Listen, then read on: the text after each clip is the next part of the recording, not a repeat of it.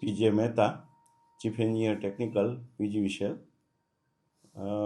હાલમાં પીજીવીસીએલમાં વીજ ચોરીની ઝુંબેશ પકડવા માટેની જે ચાલુ છે એમાંથી અમારી 365 ટીમ સમગ્ર પીજીવીસીએલના સૌરાષ્ટ્ર કચ્છ એરિયામાં ચેકિંગની ઝુંબેશ અમે માર્ચ મહિનાથી જ આખા વર્ષ દરમિયાન અમારી ચાલતી જ હોય છે, સતત ચેકિંગ ચાલતું જ હોય છે. જેમાં ડિસેમ્બર માસમાં 7,668 કનેક્શનો વીજ ચોરીમાં પકડાયેલ છે અને 29 કરોડ જેવી વીજ ચોરી પકડાયેલ છે. જેમાં અંજારમાં સોલ્ટ વર્ક્સમાં 96 લાખ રૂપિયાનું વીજ ચોરીનું બિલ આપેલ છે. જામનગરમાં કોમ્પ્યુટર ક્લાસીસને 36 લાખનું બિલ આપવામાં આવે છે. દૂધની ડેરીનું એક કનેક્શન પણ પકડાયેલ છે અમરેલીમાં, જેને પણ 24 લાખનું બિલ આપવામાં આવે છે. આમ અલગ અલગ પ્રકારની જે મિની ઓઇલ મિલ હોય છે, પ્લાસ્ટિક ઇન્ડસ્ટ્રીઝ હોય છે, ઇમિટેશન્સ છે, સેન્ડવર્સ છે, એવા જે કનેક્શનો હોય છે કે જ્યાં વીજ ચોરી થતી હોય છે, જેની અમે રેકી કરી અને ટ્રેસ આઉટ કરતા હોય છે અને રાત્રિ દરમિયાન તપાસ ચેકિંગ પણ કરતા હોય છે. અને આવા વીજ ચોરો જે ખૂબ ચોરી કરે છે એને અમે ચેકિંગની ઝુંબેશ કરી અને પકડતા હોય છીએ. પીજીવીસીએલ દ્વારા આખા વર્ષ દરમિયાન પણ ઝુંબેશ ચાલતી છે.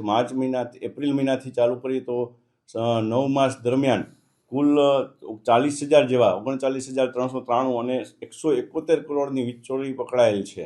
એટલે સતત આ વીજ ચોરીની ઝુંબેશ ચાલુ રહેશે અને વીજ ચોરીને કોઈ પણ સંજોગોમાં બક્ષવામાં નહીં આવે. વીજ ચોરી 135 હેઠળ વીજ ચોરી એક ગુનો છે, જે કલમ 135 છે એની હેઠળ વીજ ચોરીનો ગુનો બને છે અને જે કોઈ વીજ ચોરીમાં પકડાય છે તેની સામે જીવીએનએલ પોલીસ સ્ટેશનમાં પીજીવીસીએલ દ્વારા પોલીસ ફરિયાદ પણ કરવામાં આવે છે અને તેની સામે ચાર્જશીટ પણ દાખલ કરવામાં આવે છે. અને જે કોર્ટમાં ચાલતા જે ગુનો સાબિત થાય છે તો સજા પણ થાય છે. તો લોકોને મારી નમ્ર અપીલ છે કે વીજ ચોરી ન કરવી જોઈએ.